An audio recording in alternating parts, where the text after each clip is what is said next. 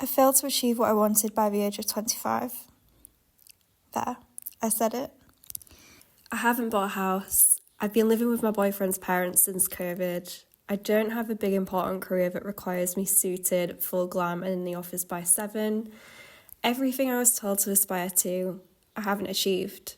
And I'm actually glad. I feel like I've dodged the biggest bullet. So now I'm at a crossroads. I'm lucky to have a fully remote job, a 4-day work week, and the option to work as a digital nomad for part of the year. But I can't help thinking of giving it all up. Hey, I'm Schaunagh, and I wanted to make this video because I know that there's a lot of people similar age to me that feel the exact same way. And I really do think there's this impression that by your mid-20s, you should kind of have things figured out. You should be buying your own house or at least finding somewhere stable to live.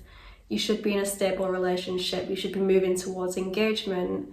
You should have a career that you love. You should be doing all of these things to create a stable, full life. But I know for quite a few people, I mean, the vast majority of people, life doesn't exactly look like that, especially if you're from the UK with all of the shit that's going on right now with mortgages, inflation, everything else. It's just not a dream that's achievable anymore.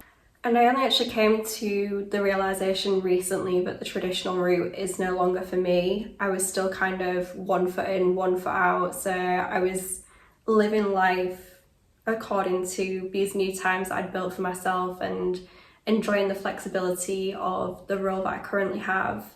But at the same time in my head I was like, we should have bought a house by now. You shouldn't be travelling so much, you shouldn't be spending so much, your career could be better than it is, you could have tried harder. All of these feelings were still kind of like infiltrated my head while I was still trying to live a different type of life. And I think that just speaks to the extent to which we're conditioned to believe that this traditional route of going to uni, getting the job, buying the house, finding the one, birthing the kids is like the universal ideal. When, to be honest, let's face it, for a lot of people it's not.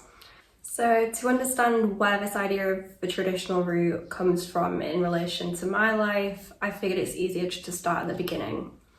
So I grew up in a single parent family, very strong single parent mother, love that for me.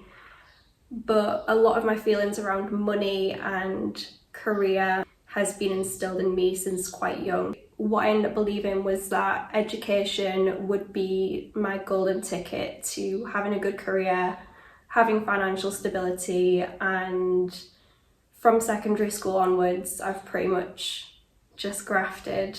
And I got into UCL. I kind of felt as though if I was going to make it, this was the route that was going to take me there, which was really interesting.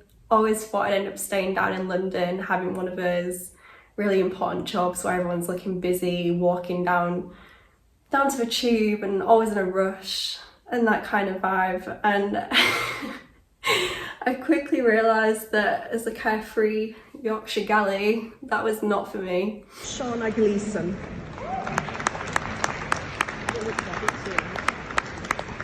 I graduated with a 2-1. And came back home. And funnily enough, I didn't actually go down the traditional route straight away. So when I did get back home, I had a little bit of a break teaching ESL, which is English as a Second Language, on an online platform called italki. And I wasn't earning like a full-time salary from this or anything. It was more kind of like part-time wage really, based on the hours that I was doing and what I was charging. And eventually I thought, if I leave the platform, build my own website, take my students across and do further marketing and content creation, I could keep the full percentage of the fee that I charge for classes.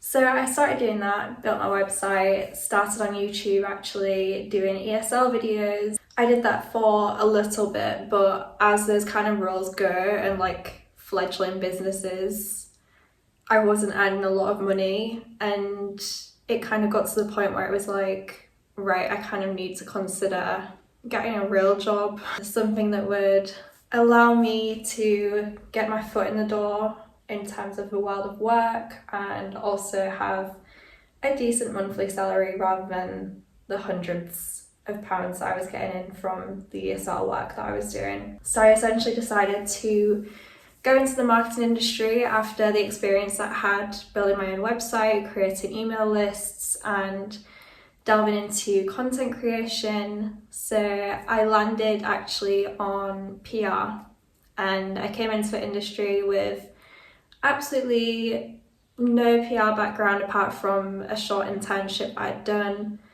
And then I started out in my first role and just continued to progress within the industry to where I am now. I also did my master's in digital marketing because I originally thought that that would allow me to have an industry change, because bear in mind that I studied French and Arabic at university, had no real experience in marketing. I thought that the master's would give me the edge, but I actually managed to secure my role in marketing before starting my master's and continued to see my master's through anyway. So I've been doing that for the past 2 years on top of full-time work, which has been an absolute pain to say the least. So that leads me to now. I'm obviously really grateful to have a role that gives me so much flexibility. It's fully remote. I have a 4-day work week, which means every single weekend feels like a bank holiday. And this weekend we do actually have a bank holiday. So I've got a 4-day weekend, which is just absolutely, could not ask for anything more. We also have a nomad policy in place that allows me to work from a different country, like within 3 hours of the UK time zone for 30 working days a year. So if you think about that in terms of a 4-day work week, that's like 2 months. It's generous, and when you combine it with holidays as well, it means I can be away from Misery Island for a substantial amount of time, thankfully. So that's what I'm doing at the minute. I was on a family holiday at the beginning of May, and then I came across to Samos by myself to work as a digital nomad. I've lived by myself abroad before when I did my year abroad at university, but this has just been something completely different, and I'm really grateful to have the opportunity and still keep my 9 to 5. The thing that I've been realising recently though, and it was more kind of as I turned 25, is that if I want to live this life I have in my head and this life that I would design for myself, then I need to start making changes that are going to move me closer to that goal. I've always dreamed of entrepreneurship, and I think it becomes more and more risky as you get older in a sense, because it feels as though you should have everything becoming more stable by that point rather than making it less stable. But honestly, I don't see the idea that I have in mind as a massive risk, and I will be able to build it up in the background of my full-time job that I have right now till it gets to the point where I'm able to go completely on my own, maybe move part-time at work or fully leave and go freelance. I just know for me that if I didn't start trying to do all of the things that I have in my head, then I'm really going to regret it at some point, and I don't want to get to the point where I have bought the house, I do have the mortgage, and there's all of these risk factors that are preventing me from pursuing my dreams essentially. So that's what I'm doing. I'm still working full time, but obviously 4-day work week, and the time saved from not commuting is massive. So I'm putting quite a lot of energy at the minute into developing the business ideas that I have, testing their feasibility, validating them, all of that kind of jazz. And at the same time, I also want to get content creation a while, because it's been something that I've tried and failed at for quite a long time. So essentially this isn't me saying that I'm quitting my job right now or anything rash like that. It's more that I've kind of come to my senses and realised that I do need to stop sleepwalking because of the stability that I do have from my 9 to 5, and I really need to get to pursuing those goals and dreams again. So that is my aim of the next couple of months, and I'm kind of aiming to have that developed and progressed before the end of the year, so that from next year I can kind of take my freedom back. And ultimately, what I want is freedom of time, freedom of location, and freedom of money. So yeah, am I happy I'm not where I thought I'd be at 25? Of course I am. I couldn't think of anything more counterintuitive to the life that I want to live than to chain myself to a mortgage and traditional career. I'm happy. And I think we need to do a lot more of just pleasing ourselves rather than following the route that society says will make us happy.